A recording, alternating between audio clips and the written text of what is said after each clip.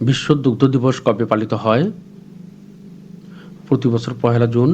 বিশ্ব দুগ্ধ দিবস প্রতি বছর ১লা জুন পালিত হয়। বিশ্বব্যাংকের গবেষণা মতে বাংলাদেশ বর্তমানে অতি দারিদ্র্যের হার কত শতাংশ? ৯.৩%। বিশ্বব্যাংকের গবেষণা মতে বাংলাদেশে বর্তমানে অতি দারিদ্র্যের হার ৩.৯%। WMO এর মতে এ পর্যন্ত বিশ্বের সবচেয়ে উষ্ণতম বছর কোনটি? ২০২৪ সাল। WMO এর তথ্য মতে এ পর্যন্ত বিশ্বের সবচেয়ে উষ্ণতম বছর ২০২৪ সাল। ট্রাম্প সরকার ইস্পাত ও অ্যালুমিনিয়াম আমদানিতে কত শতাংশ শুল্ক বৃদ্ধির ঘোষণা দেয়? ৫০%।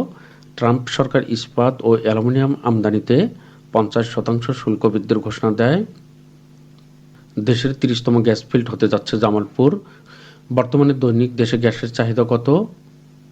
৩৮০ কোটি ঘনফুট। বর্তমানে দৈনিক দেশে গ্যাসের চাহিদা ৩৮০ কোটি ঘনফুট। নেসার ইন্ডেক্স এর মতে গবেষণার মান ও সংখ্যার ভিত্তিতে দেশের শীর্ষ প্রতিষ্ঠান কোনটি? আন্তর্জাতিক উদারময় গবেষণা কেন্দ্র বা ICTDR। নেসার ইন্ডেক্স এর মতে গবেষণার মান ও সংখ্যার ভিত্তিতে দেশের শীর্ষ প্রতিষ্ঠান আন্তর্জাতিক উদারময় গবেষণা কেন্দ্র।